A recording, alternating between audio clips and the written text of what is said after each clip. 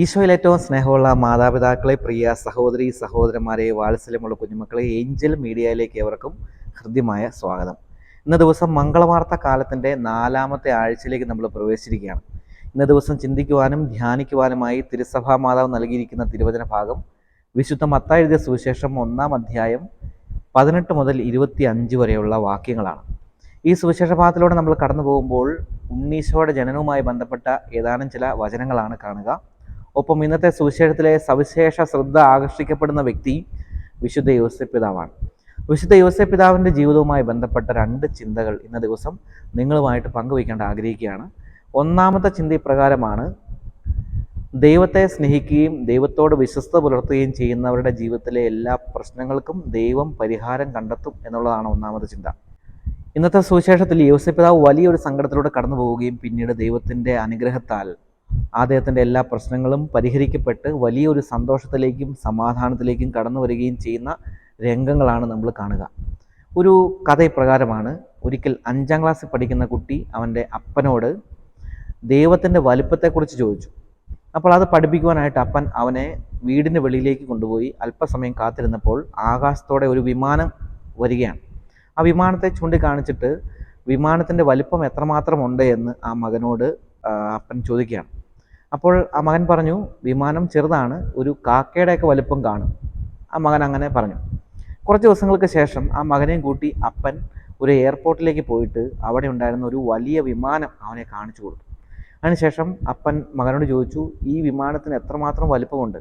അപ്പോൾ മകൻ പറഞ്ഞു, ഇത് വലുതാണല്ലോ, നമ്മുടെ വീടിന് മുമ്പിലുള്ള റോട്ടിൽ കൂടെ പോകുന്ന കാറിനേക്കാളും ബസ്സിനേക്കാളൊക്കെ എത്രയോ വലിയ ഒരു വിമാനമാണിത്.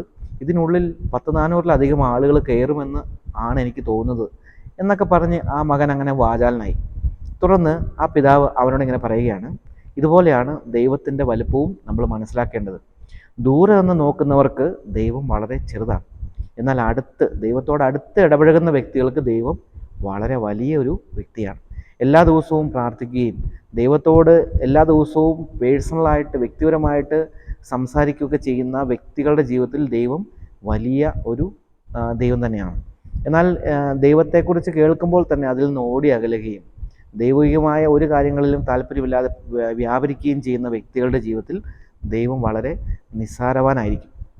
ഇന്നത്തെ സുവിശേഷത്തിൽ ദൈവത്തോട് ഏറ്റവും അടുത്ത് ജീവിച്ചിരുന്ന ഒരു വ്യക്തിയെക്കുറിച്ചാണ് സുവിശേഷം നമ്മൾ ധ്യാനിക്കുക, യോസേപ്പ് പിതാവ്.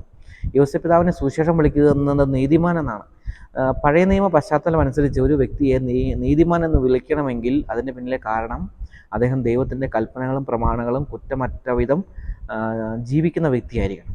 അപ്പോൾ ഇന്നത്തെ സുവിശേഷത്തിൽ നീതിമാൻ എന്നുള്ള വിശേഷണം ലഭിച്ച വ്യക്തിയാണ് വിശുദ്ധ യോസേപ്പ് പിതാവ്. അപ്പം അങ്ങനെയെങ്കിൽ യോസേപ്പ് പിതാവ് ദൈവവുമായി ഏറ്റവും അടുത്ത ബന്ധം സ്ഥാപിക്കുന്ന അല്ലെങ്കിൽ ബന്ധത്തിൽ കഴിയുന്ന ഒരു വ്യക്തിയാണ് എന്ന് അതിൽ നിന്ന് വ്യക്തമാണ്. അങ്ങനെ യോസേപ്പ് പിതാവിൻ്റെ ജീവിതത്തിലെ വലിയൊരു ബുദ്ധിമുട്ട്, പ്രശ്നം ദൈവത്തിൻ്റെ അനുഗ്രഹത്താൽ ദൈവത്തിൻ്റെ ദൂതൻ വഴി ഇവിടെ പരിഹരിക്കപ്പെടുകയാണ്. പ്രിയമുള്ളവരെ, നമ്മളും ഈ ഒരു ചിന്ത നമ്മുടെ മനസ്സിൽ ധ്യാനിക്കണം. നമ്മുടെ ജീവിതത്തിൽ നമ്മൾ ദൈവത്തോട് സ്നേഹവും അടുപ്പമുള്ള വ്യക്തികളാണെങ്കിൽ നമുക്ക് ദൈവം വലിയ ആളാണ്. നമ്മുടെ ജീവിതത്തിലെ എല്ലാ പ്രശ്നങ്ങൾക്കും പരിഹാരം കണ്ടെത്തുവാനായിട്ട് ദൈവത്തിന് കഴിയും എന്നുള്ള ഒരു വലിയ ചിന്തയും, അതുപോലെ തന്നെ ദൈവത്തോട് വിശ്വസ്ത പുലർത്തുന്നവരെ ദൈവം ഒരിക്കലും കൈവിടുകയില്ല എന്നൊരു ചിന്തയും നമ്മൾ ഈ ഒന്നാമത്തെ ചിന്തയിൽ നിന്ന് ധ്യാനിച്ചെടുക്കണം. അതാണ് ഒന്നാമത്തെ ചിന്ത. ഇനി രണ്ടാമത്തെ ചിന്ത ഇപ്രകാരമാണ്: നമ്മുടെ ജീവിതത്തിൻ്റെ പ്രശ്നങ്ങളിലും പ്രതിസന്ധികളിലും നമ്മളെ സഹായിക്കാൻ ഒരു മനുഷ്യരും ചില സമയത്ത് ഉണ്ടാവുകയില്ല എന്നുള്ളതാണ്.